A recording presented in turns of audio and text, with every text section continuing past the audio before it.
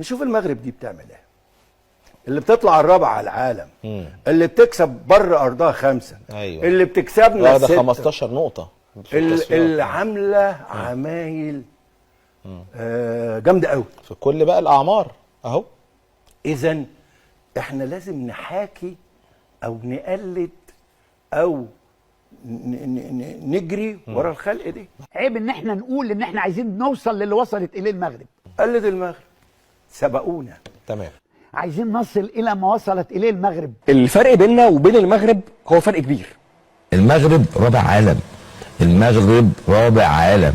مرحبا بكم اخواني اخواتي. كما شفتوا في الفيديو، في العينين ديال العرب مقوصه على المغرب، خاصه الاعلام المصري قاعدين كيشكروا في المغرب وكيمجدوا في المغرب، ولكن في الحقيقه هما كيتمنوا انك تخسر، لان النجاح ديالك انت كيتعتبر فشل ديالهم هما، لذلك فهم ما عمرهم غيبغيو لك الخير. الحمد لله المنتخب الوطني وصل للاراضي الامريكيه، وهو الان كيوجد ان شاء الله المباراه الاعداديه مع النرويج، ومن بعد ان شاء الله غيلاقي في اول مقابله المنتخب البرازيلي. هذا المنتخب انا اللي في نظري انه اصبح منتخب عادي جدا. ففينيسيوس ما حقق حتى شي حاجه مع ريال مدريد، خرج بموسم صفري، واللاعبين الاخرين كيمارسوا في بطولات اوروبيه عاديه، والباقي كيمارس في البطوله المحليه. والمنتخب البرازيلي فاش رجعنا من المونديال ديال 2002 لعبنا معاه هنا في المغرب وربحناه، والمغرب كيتعتبر اول منتخب عربي كيفوز على البرازيل. الفوز على البرازيل في المونديال 2026 ماشي مستحيل بالنسبه للمغرب. فنخليكم على الفيديو ثم نلتقي في اخر الفيديو. أنا بشوف النهارده تصريحات جميلة جدا. أنت كنت بتتكلم عن المغرب وإنجازها، أنا شايف تصريحات المغرب امبارح بعد ما كسبت مدغشقر. اللاعبين بيقول لك وليه ما يكونش عندنا الطموح بالفوز بكأس العالم، ولماذا لا تفوز المغرب بكأس العالم؟ فدي حاجة كويسة. بالمناسبة موقع اوبتا العالمي بيعمل تحليل بالنسب كده لحظوظ المنتخبات بشكل عام. حاطط المغرب ما بين ابرز المرشحين، مديله نسبة محترمة، طبعا ممكن يكون طبعا المغرب سيمي فاينل او حتى المغرب فريق قوي جدا مميز جدا، عنده اتحاد كرة الحقيقة بيخطط بشكل هايل، او الجماعة المغربية عنده مجموعة لاعبين كل المراكز فيها وفرة، واللاعبين محترفين في أندية كبيرة جدا. يعني انت لما تيجي لتشكيله المغرب، مباراه مدغشقر مثلا ما لعبش بالتشكيله الاساسيه، لكن ظهر سيباري مثلا وسجل هدفين، لعيب هايل. لما تيجي كمان للتشكيله في الفراوده، تلاعب مين ولا مين ولا مين، تلاعب النهارده مثلا تلاعب زلزولي، ولا تلاعب الكعبي، ولا تلاعب دياز، ولا تلاعب النصيري. يعني كل مركز فيه 2 لعيبه على الاقل، وده مدي الفرصه لمحمد وهبي المدير الفني انه يقدر يتحرك زي ما هو عايز. عليه ضغوط، بما اننا قفزنا للحديث عن المغرب، وربما يكون ده مناسب بحكم انه المغرب هو اخر منتخب عمل انجاز غير يعني تقليدي بالوصول الى الدور نصف النهائي، وهي لها تصنيف عالمي التاسع والثامن دلوقتي. محمد وهبي بيتولى المسؤوليه قبل المونديال بشهور قليله، نفس السيناريو اللي حصل في 2022، لكنه محمل بارث كبير انه رجراجي وصل بالفريق للدور نصف النهائي. أيوة. والمغرب كمان خارج من فتره عصيبه. أيوة. خسر نهائي كاس الامم الافريقيه، وان كان منح اللقب على الورق بعدها بشهر او 2. أيوة. لكن يبقى الموضوع حساس، خصوصا انه رجراجي اطيح بيه كمدرب. أيوة. بعد خساره المباراه النهائيه. كل دي حاجات المغرب يخوض كاس العالم وهو يعني في مخيلته. صحيح. المغرب خدوا خبرات، خدت بطوله كاس العالم 20 سنه، هو كان المدرب، فبالتالي عنده الثقه. اللعيبه لما تطلع، ده مش لاعب اللي قال كده في التصريح احنا ليه ما ناخدش كاس العالم، ده 5 6 لعيبه، وده شيء عجبني جدا. خلاص انتهت فكره احنا رايحين للتمثيل مشرف، احنا رايحين عشان نوصل دور ال8، احنا هيبقى انجاز عظيم بس لو عدينا المجموعات. خلاص الكلام ده انتهى.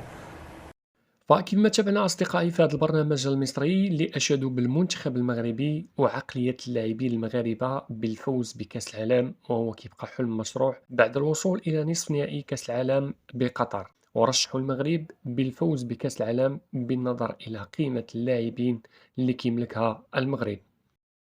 منتخب المملكة المغربية الشقيقة، هذا المنتخب اللي أدى صورة محترمة في آخر بطولة كاس عالم، وزي ما نوهت من شوية أنه الدراسات والإحصائيات بترشح هذا المنتخب أن يكون أحد المنتخبات المنافسة على اللقب مش على احد الالقاب في الترتيب، لكن بتحط المغرب انه منافس على اللقب. كلمنا عن رفاق محمد وهبي المدرب الوطني المغربي الموجود لسه مستلم المهام الجديد لسه مستلم المهام قريب، ورغم كده في حالة تفاؤل كبيرة جدا مع المنتخب المغربي. محمد وهبي يمكن هو مدرب متعلم ومدرب دارس كويس جدا بصوره جيده، سواء على صعيد تحليل الاداء او صعيد التدريب. يمكن هو مسك المنتخب بعد اقاله وليد الرجراجي، وكان ده كمكافاه له بعد ما كسب كاس العالم للشباب بنسخه كانت عظيمه جدا في الفتره اللي فاتت. يمكن المغرب بتصنيفها الحالي كتصنيف، يمكن قلنا البرازيل السادس، المغرب الثامن دلوقتي، فحاجه مشرفه يعني. لعبوا اكتر من كاس عالم، لعبوا حوالي 7 8 كاس عالم، 70 و86، ولعب 94 و98 و18، واخر 3 نسخ على التوالي ناجحين في التاهل 22 و 26 اخر 3 نسخ متاهلين ليه. فمحمد وهبي هو مدرب بلجيكي عايش في مغربي عايش في بلجيكا، من هو من المهاجرين هناك اصلا يعني، اتولد في بلجيكا. كان بدا تدريبه في سنه 97، كان عمره حوالي 20 سنه في بلجيكا، وتدرج في التعلم او التدرج اللي هو المناصب التدريبيه على اكتر من نادي. يمكن بدا في نادي اسمه مكابي بروسلس للشباب، بعد كده راح اندرلخت من 2003، قعد حوالي 18 سنه لغايه 2020 2021، وتولى بقى منتخب المغربي اللي هو بالمناسبه كسب معاه البطوله اللي هي اهلته انه يبقى يتولى تدريب المنتخب المغربي. فده بالنسبه لمحمد وهبي. هذا المنتخب يضم مجموعه من العناصر المميزه، اسماء كبيره وموجوده في دوريات كبرى.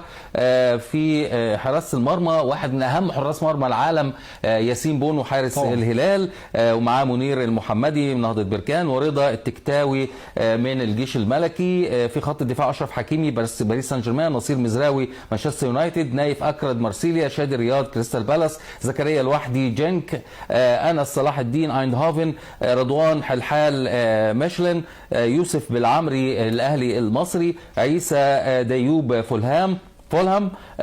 خط الوسط سفيان مرابط ريال بيتيز، عز الدين أناحي جيرونا، نائل العناوي روما، بلال الخنوس شتوتغارت، اسماعيل سيباري ايندهوفن، سمير المرابط ستراسبورغ.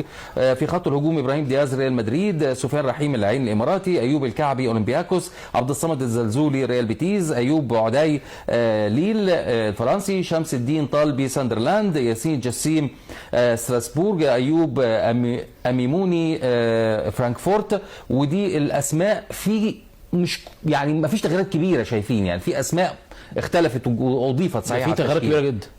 المختلف معاك في ايه بقى خالص؟ ليه بقى؟ انا شايف الخطوط الاساسيه معظمها اساسيه. انا هفكرك وخليك انت تقول في 20 لاعب اختفوا، اعتقد حضرتك تعرفهم بالاسم كلهم، مش موجودين في القائمه. وما سمعناش ان في حد في وسائل الاعلام المغربيه لا. او الصحفيين المغاربه طلعوا هاجموا الراجل او قالوا له انت خدت ده ليه وما خدتش ده ليه. ولعيبه كبار جديد، ولعيبه كبار جدا، واسامي كتيره صح، يعني لعيبه كبار جدا، ومدير فني صغير مش مدير فني مثلا له خبرات كبيره او كان على مستوى احسن لاعب في المغرب على مستوى التاريخ او كده، لا يعني مش زي اللي بيحصل عندنا هنا دايما احنا دايما عندنا ثقافه، وده الصح، المدير الفني حق اصيل له اختيارات.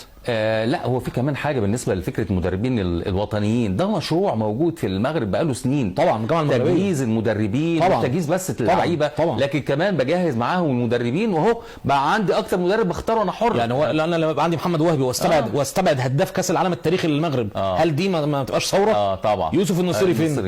يوسف النصيري هو هدافهم التاريخي 3 اهداف. ايوه يعني 3 اهداف كاس العالم، يمكن جاب في ماتش اسبانيا 2-2 في مونديال روسيا هدف، وجاب 2 في 22، واحد في كندا والتاني في البرتغال اللي كان تاريخي بعد قفزه 2 متر 78 سم على منتخب البرتغال. عبروا دور ال8 صعدوا المربع الدائم لغايه ما خسروا مع فرنسا. صحيح. فلما يبقى لعيبه قيمه يوسف النصيري بره المنتخب ومحدش صمت تام، يبقى الناس دي بتشتغل صح. الناس دي عارفين يعني ايه مدرب وحق اصيل له القايمه، عكس اللي احنا بنشوفه هنا عندنا. يوسف النصيري بالمناسبه واحد من ضمن 20 لاعب مش موجود، وزيدك من الشعر بيت حكيم زياش. صحيح. حكيم زياش صاحب اسرع هدف للاعب عربي في جميع المونديالات بعد 3 دقائق و30 ثانيه، برضه في ماتش كندا 22 خارج القايمه. ومفيش كمشت اخواني اخواتي، فالله يحفظنا من عينين هاد الناس هادو. فاحنا ان شاء الله غنمشيو باش نقدم واحد المستوى عالي ان شاء الله، اعلى من المستوى اللي درناه في قطر، وان شاء الله لما لا اننا نجيبوا داك الكاس. خاصة وأننا احتلنا المركز الرابع في مونديال الفارق. كان هذا الفيديو لهذا النهار، كنتمنى أنكم تبارطاجيو الفيديو مع أصدقائكم وديروا لايك وتشتركوا في القناة، وشكرا.